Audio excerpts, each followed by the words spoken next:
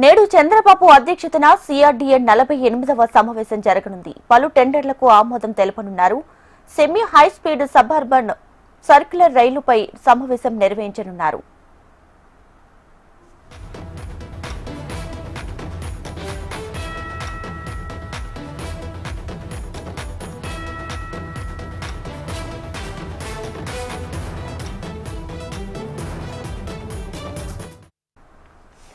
నేడు చంద్రబాబు అధ్యక్షతన సిఆర్డీఏ 48వ సమావేశం జరగనుంది. పలు టెండర్లకు ఆమోదం తెలపనున్నారు. Semi high speed suburban circular రైలుపై సమావేశం నిర్వహించనున్నారు.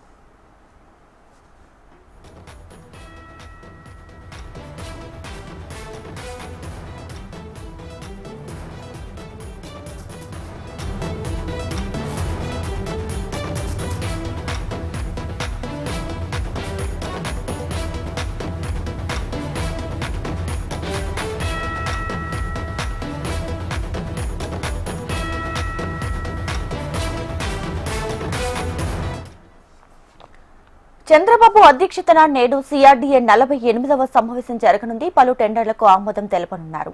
సెమీ హైస్పీడ్ సబర్బన్ సర్క్యులర్ రైలుపై సమావేశం కొనసాగుతుంది.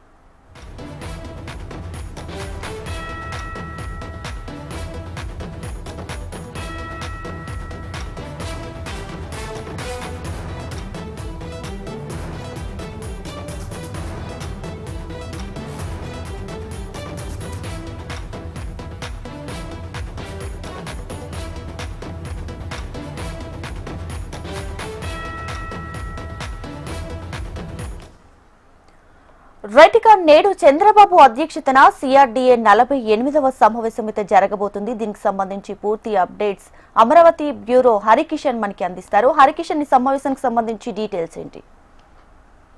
Thank you Deepika. Good morning. ఈ రోజు ఉదయం 11 గంటలకు రాష్ట్ర ముఖ్యమంత్రి చంద్రబాబు నాయుడు అధ్యక్షతన సిఆర్డీఏ 48వ సమావేశం జరగబోతోంది. ఈ కార్యక్రమానికి మున్సిపల్ శాఖ మంత్రి నారాయణతో పాటు సిఆర్డీఏ కమిషనర్ కన్నబాబు అలాగే సంబంధిత అధికారులందరూ కూడా పాల్గొనబోతున్నారు. ప్రధానంగా 47వ సమావేశంలో చాలా నిర్ణయాలు తీసుకోవడం, వాటన్నిటిని కూడా కేబినెట్ లో ఆమోదించుకోవడం జరిగింది. సో ఈ రోజు ఈ 48వ సమావేశంలో కూడా అనేక నిర్ణయాలు తీసుకొని రేపు 20వ తారీఖు రాష్ట్ర కేబినెట్ జరగబోతున్నటువంటి నేపథ్యంలో దాన్ని ఆమోదించుకునేటటువంటి అవకాశం ఉంది. సో ఈ నేపథ్యంలోనే ముఖ్యంగా ప్రధానంగా వినిపిస్తోంది అమరావతికి సంబంధించి రైల్వే కనెక్టివిటీ గురించి ఈ రోజు డిస్కషన్ వచ్చేటటువంటి అవకాశం ఉందని చెప్పేసి కూడా భావిస్తున్నారు.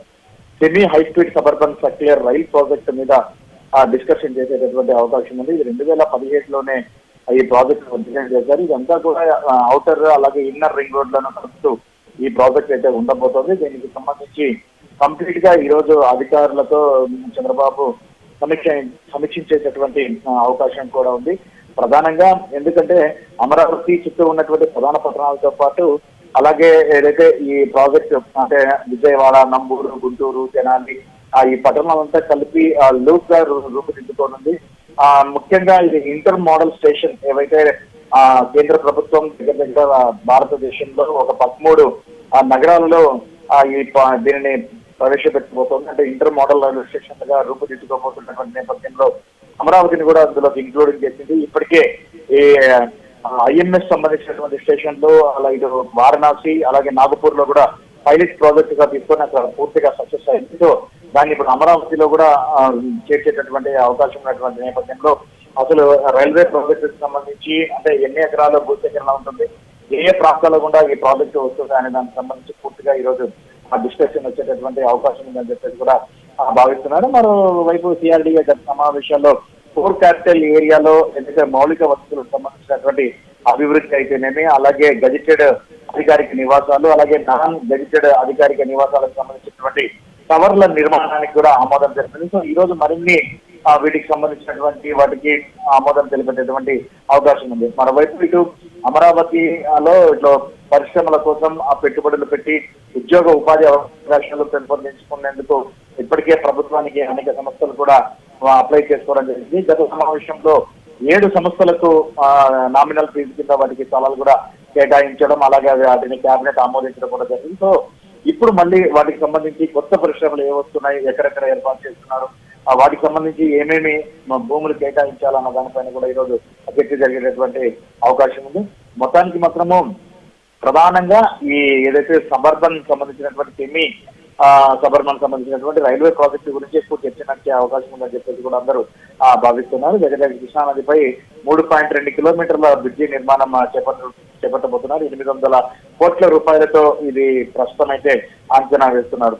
మొత్తం ఎందుకంటే రేపు ముఖ్యంగా కేబినెట్ సమావేశం ఉంది కాబట్టి ఈ రోజు సిఆర్డిఏ 48వ సమావేశంలో అనేక కీలక నిర్ణయాలు అంటే రాష్ట్ర అభివృద్ధికి సంబంధించి కేబినెట్ లో నిర్ణయాలు తీసుకుంటారు. అలాగే సిఆర్డిఏ పరిధిలో కూడా ఏవైతే డెవలప్మెంట్ యాక్టివిటీకి సంబంధించి శరవేగంగా సాగుతున్నాయి కాబట్టి వాటికి కూడా ఆ కేబినెట్ ఆమోదం పొంది ఉండాల్సింది కాబట్టి సో ఈ రోజు నిర్ణయాలు తీసుకునేటువంటి అవకాశం ఉంటుంది.